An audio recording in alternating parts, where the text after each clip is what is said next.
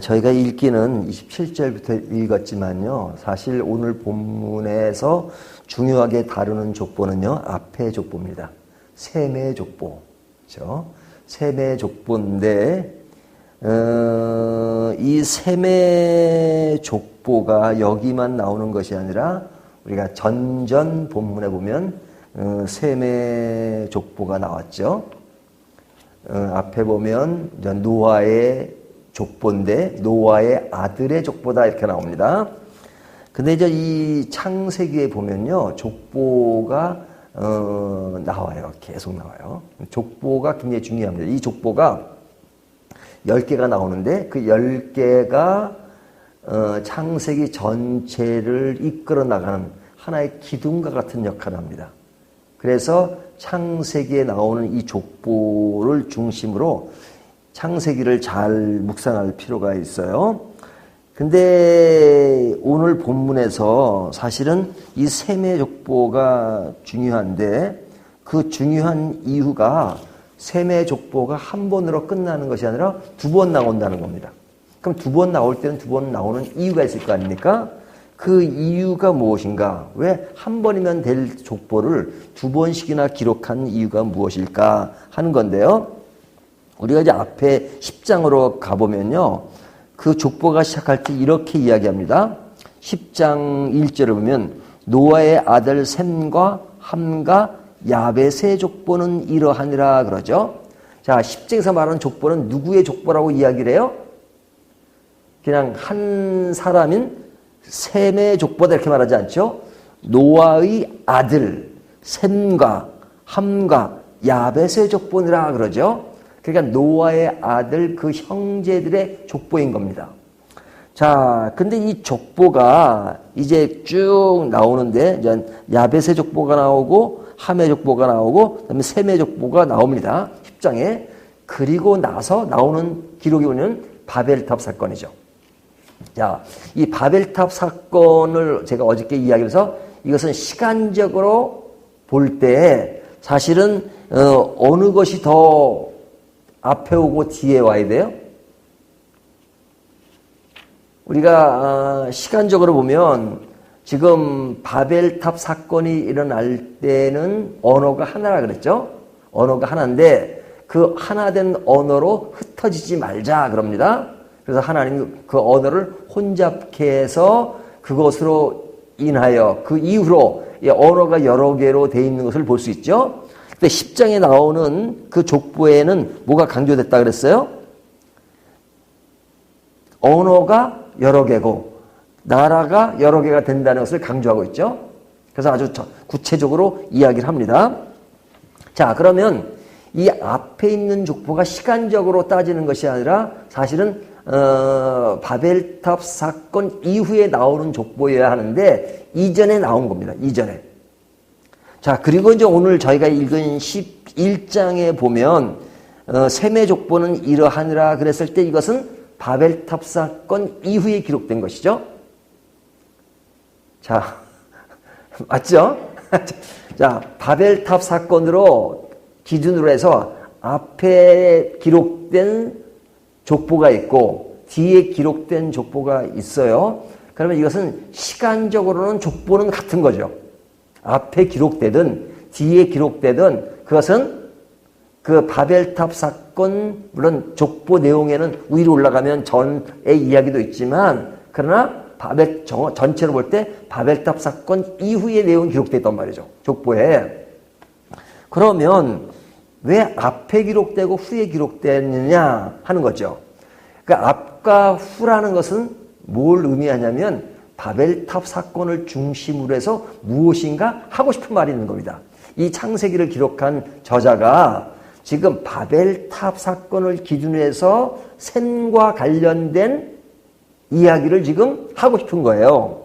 자, 그 이야기가 뭐냐. 다시 앞으로 돌아가서요.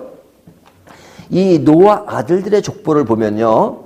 자, 이 족보 중에서 가장 화려하게 그리고 있는 족보가 함의 족보입니다. 함의 족보예요. 사실은 셈의 족보는 뭐 인물이 그렇게 많이 나오지 않아요. 뒤에 나오는 족보에는 10명의 사람들이 등장하지만 앞에 나오는 족보는 10명도 안 됩니다.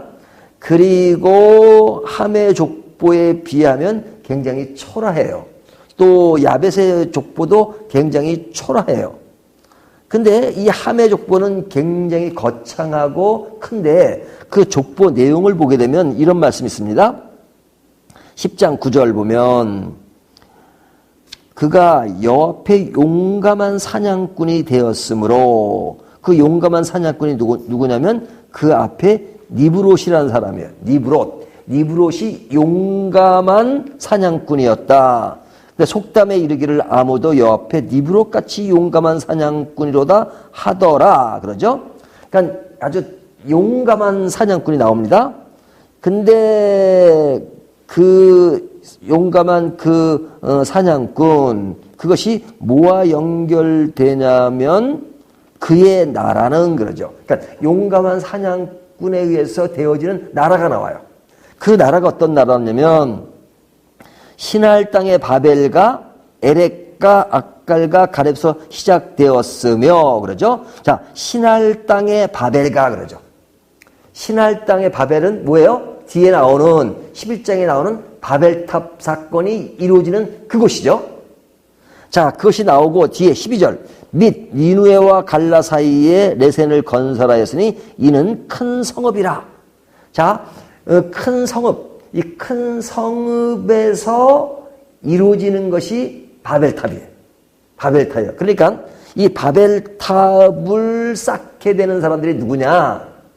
여기에 시날 바벨로 간 사람들, 그렇죠? 그리고 거기에 용감한 사냥꾼인 니브롯이 그들의 주체가 되고 그리고 그들이 바벨탑을 쌓았다는 거예요.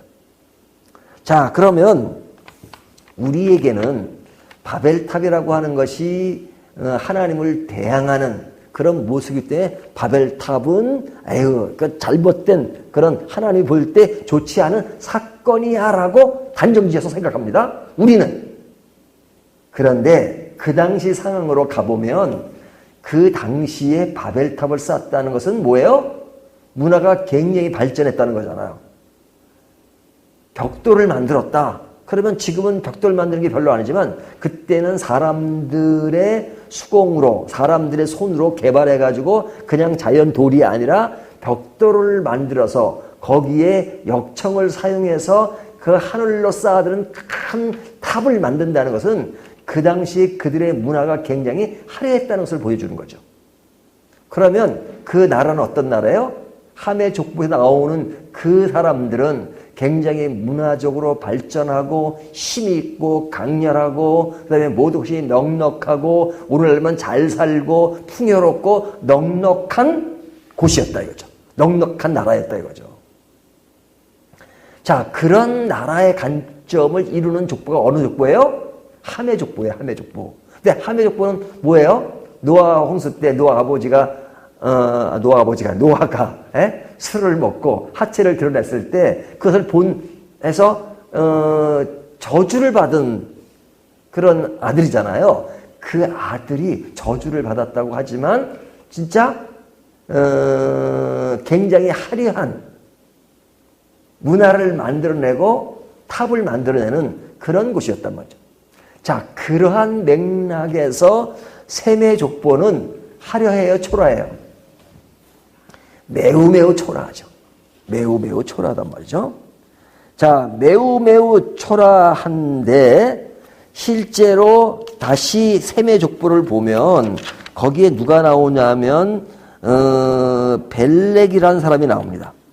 여기 보면 25절 보면 에벳은 두 아들을 낳고 하나의 이름은 벨렉이라 하였으니 그때 세상이 나뉘었습니다. 그러죠.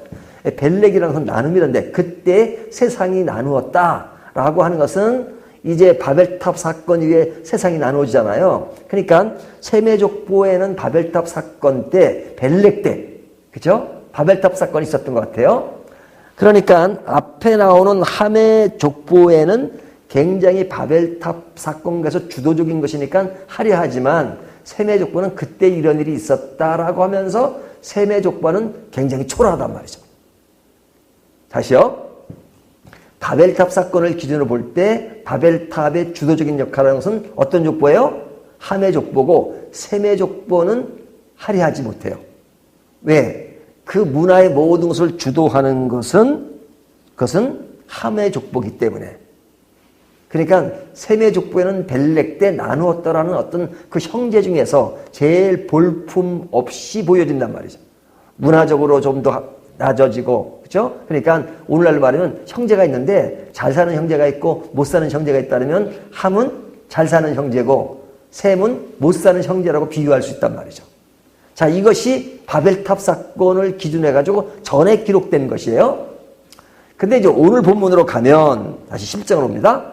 11장 10절에서 30절까지 오면 셈의 족보는 이러하니라 그러죠. 자, 셈의 족보를 따로 기록해요.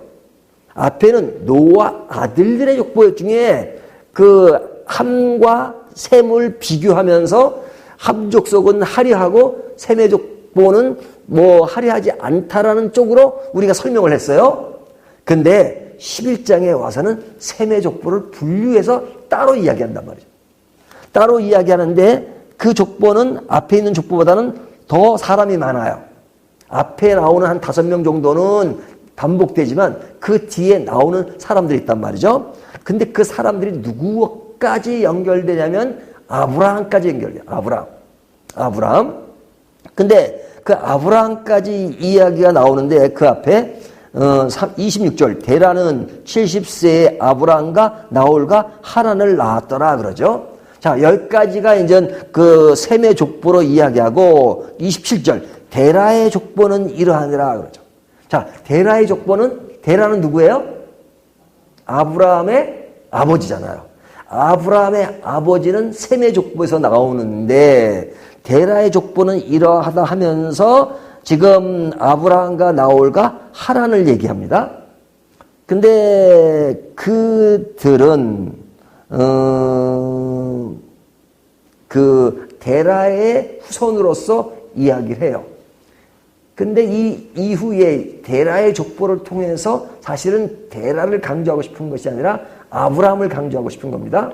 아브라함을 강조하고 싶은 거예요. 그래서 이제 아브라함이 강조가 되고 그 다음에 3절 사레는 임신하지 못함으로 자식이 없었더라. 굉장히 어떤 그 아브라함의 그 가정에서의 어떤 문제가 생기는 것을 이야기하고 있어요. 자, 그런데 이제 우리가 창세기를 보면 이 11장이 하나의 기점 역할을 합니다. 우리가 옛날에 성경 공부할 때 창세기를 2개로 나눴죠. 1장부터 11장까지를 무슨 시대로 나눴어요? 기억나세요? 창조시대. 그 다음에 12장부터 50장까지를 족장시대로 나눴잖아요. 그러니까 하나의 이 11장이 앞에 것과 뒤에 것을 분류하는 하나의 기점이 되는데 12장에서 나오는 족장들의 이야기입니다. 그러니까 바벨탑 사건 이후에 어떤 하나님의 역사가 새롭게 이어지고 그 아브라함의 이야기는 다윗으로 이어지고 다윗의 이야기는 예수 그리스도로 이어지는 하나의 구속의 흐름들을 설명해 가기 시작해요. 12장부터. 근데 그 기점에 데라의 족보는 아브라함의 이야기를 하고 싶은 겁니다. 근데 그 아브라함의 이야기를 무엇과 또 연결시키면 앞에 셈의 족보랑 이야기를 연결해요. 셈의 족보. 그러니까 셈의 족보 가운데 아브라함이 나오는 거죠. 그리고 아브라함의 후손으로 예수 그리스도가 오시는 것이죠. 자, 그렇다면 이 뒤에 나오는 족보는 할애합니까? 할애하지 않습니까? 매우 할애하죠. 그러면 앞에는 초라했는데 뒤에는 할애해요. 그럼 할애한 것과 초라한 기준이 뭡니까? 바벨탑 사건, 문화를 이루고 아주 그냥 하나님께 도달하는 인간의 어떤 그런 문화의 기준에서 보면 이 셈의 족보는 초라하고 함의 족보는 거창해요. 하지만 11장에 나오는 데라 족보의 관점에서 셈의 족보를 본다면 구속의 흐름에서 볼 때 셈의 족보는 문화적 차원에서는 초라하고 시대의 어떤 환경 속에서는 초라해 보이지만 예수 그리스도가 오실 그때 그 상황을 내다보면서 쓰여지고 있는 그 아브라함의 족보 가운데서 셈의 족보는 너무너무 화려한 것이죠. 구속의 역사 속에 큰 것입니다. 그것은 마치 무엇을 생각하게 되면 우리 자신을 생각하게 돼요. 우리가 예수를 믿었다는 것은 결국 하나님 안에 속한 자잖아요. 하나님에 속한 자가 어떤 세상의 문화와 세상의 어떤 추구하는 그런 세계 가운데 우리의 모습은 매우 약하게 보일 수도 있어요. 도리어 믿지 않는 사람들이 더 화려하고 더 좋고 더 많은 것을 누리는 것처럼 보일 때가 있어요. 하지만 구속의 흐름에서 보면 그들은 초라하기 짝이 없는 것입니다. 우리들은 구속의 흐름에서 보면 위대한 사람이에요. 그래서 셈의 족보를 2번 기록하면서 초라함과 거대함을 비교하는 것입니다. 무엇에 거대하고 무엇에 초라한 것인가. 이 말씀을 생각하면 우리의 놓여진 상이 얼마나 기쁘고 아름다운 것인가를 다시 한번 생각하게 됩니다. 우리가 이런 믿음 안에서 우리의 정체성을 더 확고하고 기쁘게 생각하는 저와 여러분이 되시기를 주님의 이름으로 축원합니다.